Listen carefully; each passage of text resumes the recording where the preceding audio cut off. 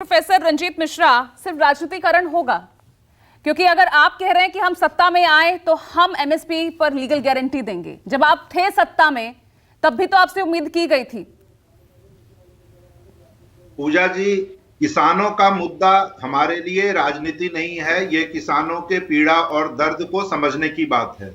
एक बात मैं कहना चाहूंगा कि पूजा जी, कि जब भी इस देश का इतिहास लिखा जाएगा तो इस मोदी सरकार के 10 साल के कार्यकाल को किसानों के खिलाफ क्रूरता, बर्बरता, दमन और दंश काल के लिए जाना जाएगा। ये बात निश्चित है।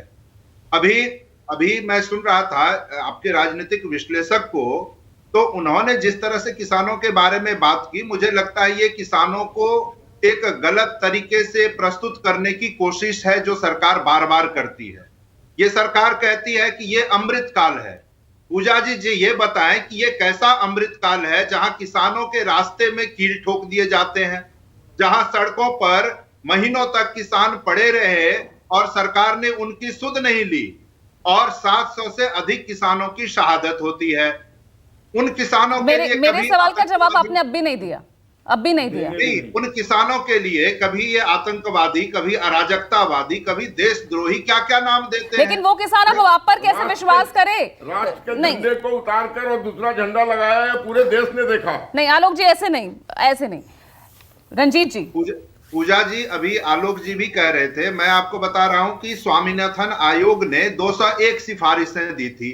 यूपीए सरकार ने उनमें से 175 सिफारिशें 2014 तक ही लागू कर दी थी। एमएसपी पर कानूनी गारंटी हो, इस पर क्यों कोई फैसला नहीं लिया गया आपके कार्यकाल में? इसी पर अड़ा है ना आज भी किसान। नहीं, बिल्कुल नहीं लिया गया। और कल ही आपने देखा होगा कि हमारे आदरणीय राष्ट्रीय अध्यक्ष श्री मल्लिकार्जुन खड़गे जी ने और हमारे नेता आदरणीय राहुल गांधी जी ने यह वादा किया है कि सरकार बनते ही एमएसपी कानून की गारंटी किसानों को देंगे। ये बात तो किसान कह रहे हैं ना, हमने तो देख लिया, हमने बीजेपी को भी देख लिया, हमने कांग्रेस को देख लिया, किसानों के लिए कोई नहीं यहां करने वाला। देखिए, कांग्रेस पार्टी जो वादा करती है उसको पूरा भी करती है। छत्तीसगढ़ का उदाहरण आपके सामने है। छत्तीसगढ़ में हमने 2500 रुपए धान के लिए एमएसपी देने की घोषणा की थी चुनाव के पहले, और सरकार बनते ही चुनावी लाभ ही लिया जाता है ना। यही इसलिए मैंने पहला शब्द यही कहा कि सिर्फ राजनीतिकरण होता है ना किसानों के नाम पर, वोट बैंक के नाम पर। से रवाना कर दिए गए, अगर सब कुछ सही किया तो क्यों रवाना कर दिए गए वहां से?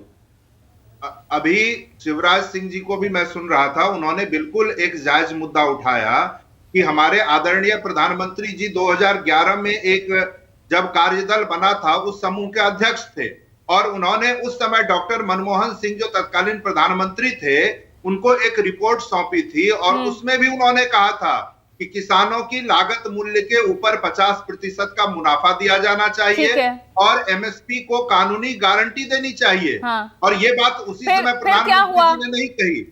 उसके बाद क्या हुआ ये बताइए ना, कि आपके कार्यकाल में 2013-14 तक रही ना आपकी सरकार, क्या किसानों के लिए कुछ कर पाई?